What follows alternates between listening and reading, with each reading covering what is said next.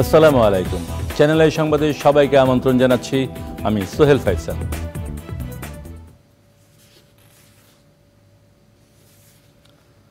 বিস্তারিত সংবাদের শুরুতেই জানিয়ে দিচ্ছি ফ্রেশ প্রিমিয়াম টি সংবাদ শিরোনামগুলো।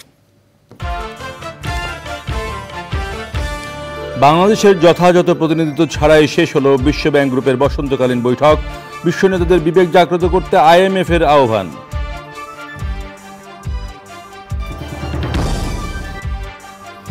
বাংলাদেশের সঙ্গে ক্রিকেট ও বাণিজ্যিক খাতে সম্পর্ক বাড়াতে চায় অ্যান্টিগা বারবুডা। ওষুধ ও কৃষি খাতে বিনিয়োগের প্রস্তাব। এবং ইরানে ইসরায়েলের চালানো হামলায় সংশ্লিষ্টতা অস্বীকার করল যুক্তরাষ্ট্র। দুপক্ষকেই শান্ত থাকতে মার্কিন পররাষ্ট্রমন্ত্রীর আহ্বান।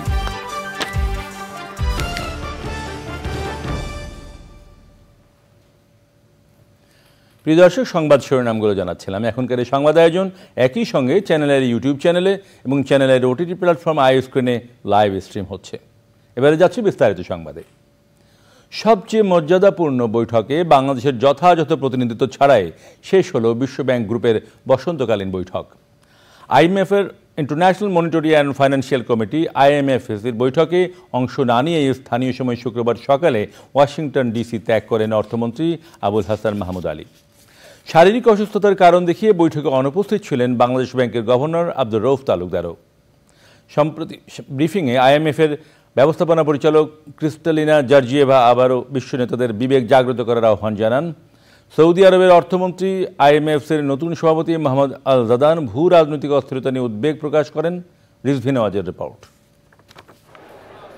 ওয়াশিংটনে আন্তর্জাতিক মুদ্রা তহবিল IMF এবং বিশ্বব্যাংকের বসন্তকালীন সভার শেষ দিন 19 এপ্রিল শুক্রবার সকাল 9টা থেকে 11টা পর্যন্ত international monetary and financial committee of the board of গভর্নর্সের সভায় বিশেষ পিনসহ অর্থমন্ত্রী কিংবা কেন্দ্রীয় ব্যাংকের গভর্নররা অংশ নিয়ে থাকেন। প্রয়াত অর্থমন্ত্রী আবুল মাল আব্দুল মুহিত সবসময় বৈঠকটিতে নিজে উপস্থিত থাকতেন।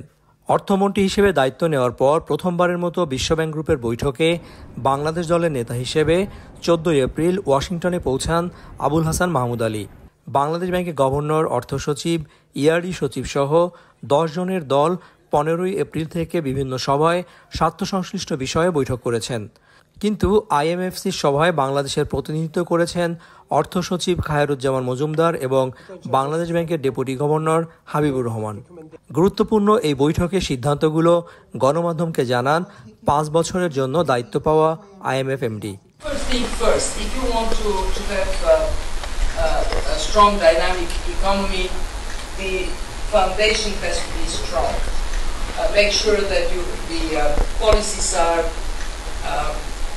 robust, that tax policies are in place, fiscal policies are in place, starting from good taxation, preferably one that allows the wealthier part of the population to pay their dues. International monetary and financial committee IMFCর নতুন সভাপতি Saudi আরবের অর্থমন্ত্রী মোহাম্মদ আল জাদান কথা বলেন মধ্যপ্রাচ্যের অস্থিরতা নিয়ে। We also heard today from the managing director of the World Trade Organization that while generally there is a negative impact from fragmentation resulting from geopolitics, there are also some beneficiaries. Reserve কমতে থাকায় 2023 সালে IMF এর কাছ থেকে $4.7 billion ঋণ কর্মসূচি শুরু করেছে বাংলাদেশ। বিশ্বব্যাংক গ্রুপের বসন্তকালীন বৈঠকের শেষ দিনে IMFC সভায় আলোচনা হয়েছে গাজায় মানবিক বিপর্যয়, ইরান ইসরায়েল যুদ্ধের প্রেক্ষাপটে নতুন টেনশন নিয়ে। কিন্তু কোনো সিদ্ধান্ত হয়নি, কারণ এই সিদ্ধান্ত নিতে হবে রাজনৈতিক নেতৃত্বকে। বিশ্বব্যাংক গ্রুপের পরবর্তী যে বার্ষিক সম্মেলন সেটি 2026 সালে হবে থাইল্যান্ডে, এর আগে একবার হবে যুক্তরাষ্ট্রে। Rizvi Nawaz, channel I, Washington DC, যুক্তরাষ্ট্র। বাংলাদেশের সঙ্গে ক্রিকেট, কৃষি ও বাণিজ্যিক খাতে সম্পর্ক বাড়াতে চায় অ্যান্টিগা ও বারবুডা। ওয়েস্ট ইন্ডিজের এই দ্বীপ রাষ্ট্রটির পররাষ্ট্রমন্ত্রী সম্প্রতি বাংলাদেশ সফর শেষে ফিরে যাওয়ার আগে চ্যানেল আইকে জানান বাংলাদেশকে পর্যটন ব্যবস্থাপনায় সহযোগিতার পাশাপাশি ওষুধ ও কৃষি খাতে বিনিয়োগের প্রস্তাব করেছেন তিনি। দুই দেশের মধ্যে যোগাযোগ বাড়াতে দূতাবাস খোলা ছাড়াও বাংলাদেশি শিক্ষার্থীদের পড়াশোনায় বৃত্তি দেওয়ার ঘোষণা দেন এই মন্ত্রী। এই অতিথির সঙ্গে আলোচনায় বিস্তারিত নিয়ে একটি বিশেষ অনুষ্ঠান চ্যানেল আইয়ে প্রচারিত হবে আজ সন্ধ্যা ৬টায়। পান্থুর রহমান জানাচ্ছেন বিস্তারিত। বাংলা নববর্ষ উদযাপনের আনন্দঘন মুহূর্তে বাংলাদেশ সফরে অ্যান্টিগুয়া বারবুডার পররাষ্ট্রমন্ত্রী চেড গ্রিন। চ্যানেল আইয়ের বর্ষবরণ অনুষ্ঠানে যোগ দিয়ে এই মন্ত্রী সফর শেষ করলেন চ্যানেল আই কার্যালয় পরিদর্শনের মধ্য দিয়ে। ইমপ্রেস টেলিফিল্ম ও চ্যানেল আইয়ের ব্যবস্থাপনা পরিচালক ফরিদুর রেজা সাগর আর পরিচালক জহিরুদ্দিন মাহমুদ মামুন সহ চ্যানেল আই পরিবারের উষ্ণ অভ্যর্থনার পর সংক্ষিপ্ত সাক্ষাৎকার পর্বে যোগ দেন এই অতিথি। জানান সফর অনানুষ্ঠানিক হলেও পররাষ্ট্রমন্ত্রী ও বাণিজ্য প্রতিমন্ত্রীর সঙ্গে তার বৈঠকের কথা। When we landed first on Sunday morning, we went to this grand New Year's Day celebration. So that was the first impression of Bangladesh. বাংলাদেশে পৌঁছেই দেখলাম এদেশের মানুষ উৎসব করছে, বাংলা নববর্ষ উদযাপন করছে। প্রথম দেখাতেই মনে হলো অ্যান্টিগা বারবুডার মতো এদেশের মানুষও উৎসব প্রিয়। আর উৎসব দেখে মনে হলো আমরা সব বাঙালিকে একসঙ্গে দেখছি। তখনই ভেবেছি বাংলাদেশের সঙ্গে অ্যান্টিগা বারবুডার সাংস্কৃতিক বিনিময় হওয়া উচিত। ক্রিকেটেও একে অন্যের পাশে থাকার সুযোগ আছে। কমনওয়েলথের মতো বহুপক্ষীয় জোটের পাশাপাশি এবার দ্বিপাক্ষিক সম্পর্ক জোরদার করার ইচ্ছার কথা জানান মন্ত্রী।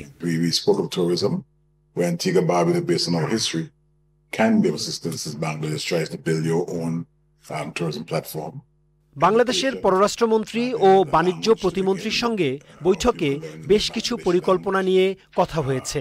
এর মধ্যে পর্যটন ব্যবস্থাপনা, কৃষি, ওষুধ খাতে বিনিয়োগের সম্ভাবনা নিয়ে আলোচনা করেছি। আমাদের দেশে বাংলাদেশি বিনিয়োগকারীদের আহ্বান জানিয়েছি। আবার বাংলাদেশি শিক্ষার্থীদের জন্য আমরা হসপিটালিটি শিক্ষায় বৃত্তি ঘোষণা দিয়েছি। আশা করছি দুই দেশের সম্পর্ক বিস্তৃত হবে। সমুদ্রের নৈসর্গিক সৌন্দর্যের এই ক্যারিবিয়ান রাষ্ট্রটির পররাষ্ট্রমন্ত্রী চ্যানেল আই সহ বাংলাদেশের মানুষের আতিথেয়তার প্রশংসা করেন। পান্থুর রহমান, চ্যানেল আই, ঢাকা। ইরানের ভূখণ্ডে ইসরায়েলের চালানো হামলায় কোনোভাবেই জড়িত নয় বলে দাবি করেছে যুক্তরাষ্ট্র। ইতালির ক্যাপ্রিতে G7 পররাষ্ট্রমন্ত্রীদের বৈঠকের পর মার্কিন পররাষ্ট্রমন্ত্রী অ্যান্টনি ব্লিংকেন জানিয়েছেন, হামলার কিছুক্ষণ আগে ইসরায়েলের পরিকল্পনা সম্পর্কে ওয়াশিংটনকে অবহিত করা হয়েছিল, এ কথার কোনো সত্যতা নেই। ইরান ও ইসরায়েলকে শান্ত থাকার আহ্বানও জানান মার্কিন পররাষ্ট্রমন্ত্রী। ক্যাপ্রিতে G7 মন্ত্রী পর্যায়ের বৈঠকে ইতালির পররাষ্ট্রমন্ত্রী অ্যান্তনিও তাজানি অবশ্য জানিয়েছেন, ইসরায়েল শেষ মুহূর্তে যুক্তরাষ্ট্রকে হামলার বিষয়ে অবহিত করেছে। জাতিসংঘের মহাসচিব অ্যান্তনিও গুতেরেস বলেছেন, মধ্যপ্রাচ্যে প্রতিশোধের বিপজ্জনক চক্র বন্ধ করার এখনই উপযুক্ত সময়।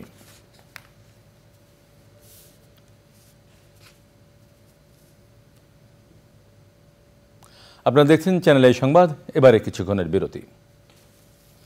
আর বিরতির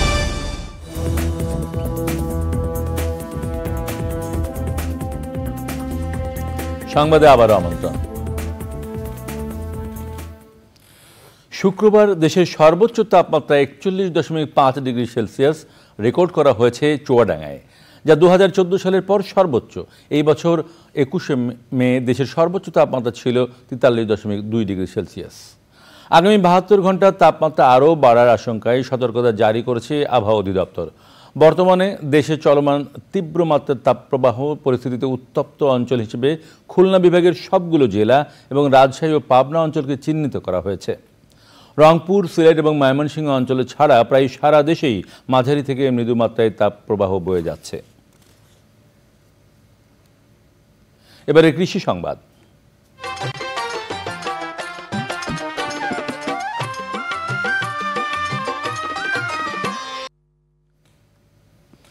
লালমনিরহাটে চলতি মৌসুমে ভুট্টার ভালো ফলন হয়েছে। বাজারে বিক্রি করে অনেক বেশি লাভবান হওয়ার আশা করছেন চাষি। রবি মৌসুমের লাভজনক ফসল হওয়ায় এই অঞ্চলে দিনে দিনে ভুট্টা আবাদি জমির পরিমাণ বাড়ছে। মিজানুর রহমান মিজুর পাঠানো তথ্য ভিডিওচিত্রে মাহফুজুল হাসানের রিপোর্ট।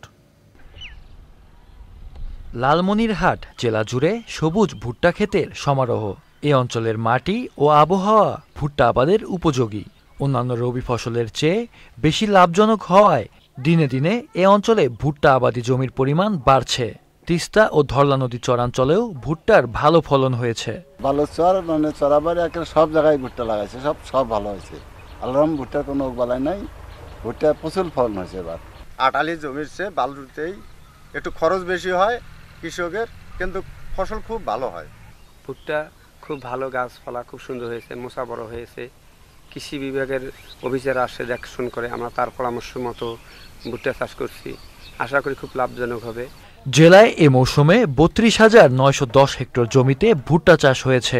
বাতাসটা খুব বেশি না হওয়াতে আমাদের ভুট্টা কিন্তু মোটামুটি কোনো ক্ষতির কোনো পর্যায়ে যায়নি। কারণ হলো যে বাতাসটা যদি বেশি ঝড়ো বাতাস হলে অনেক সময় ভুট্টা গাছ হেলে যায়, হেলে গেলে তখন আপনার কপ ফর্মেশনে একটু সমস্যা হতে পারে। তাই সেইখান থেকে আমরা আল্লাহর রহমতে অনেক আমরা মুক্ত, এই ধরনের কোনো সমস্যা আমাদের এখানে হয়নি।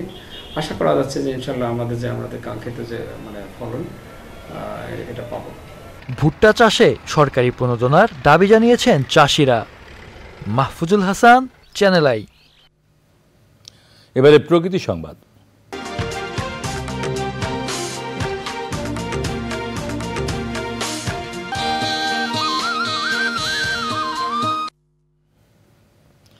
ময়লা আবর্জনার ছড়াছড়ি বগুড়া শহরের বিভিন্ন সড়কে। শহরের সেউজগাড়ি, শেরপুর রোড ও স্টেশন রোড যেন ময়লার ভাগাড়। এতে চরম দুর্ভোগে পথচারী ও স্থানীয়রা, হুমকিতে জনস্বাস্থ্য ও পরিবেশ। অপর্যাপ্ত জনবল এবং অর্থের কারণে বর্জ্য ব্যবস্থাপনায় ধীর গতির কথা জানালেন স্থানীয় পৌর মেয়র। রৌফ জালালের পাঠানো তথ্য ভিডিওচিত্রে আফরোজা হাসির রিপোর্ট।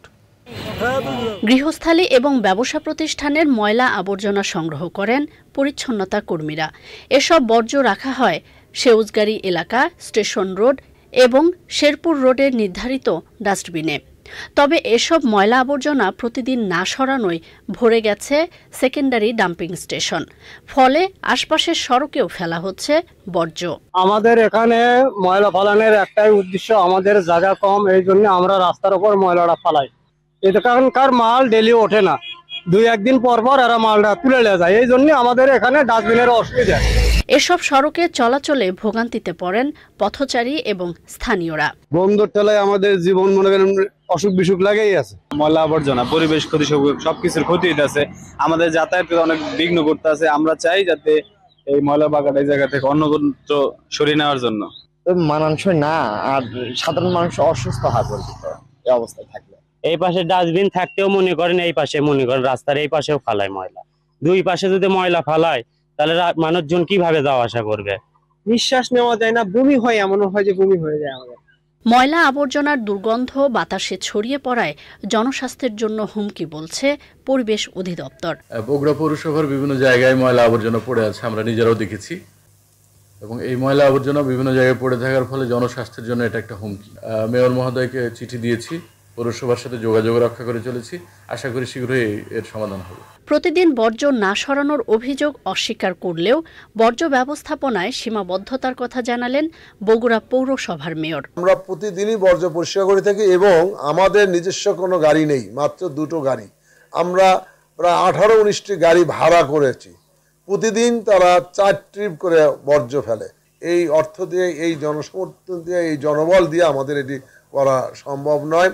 এবং ইতিমধ্যে আমাদের একটি এনজিও সংস্থার সাথেও আলোচনা হয়েছে যে ডাস্টবিনগুলোকে আধুনিক উপায় কীভাবে আমরা একটা হাইজেনিক অবস্থায় রাখতে পারি। পরিবেশ দূষণ ও জনস্বাস্থ্য রক্ষায় বর্জ্য ব্যবস্থাপনা আধুনিক করার দাবি স্থানীয়।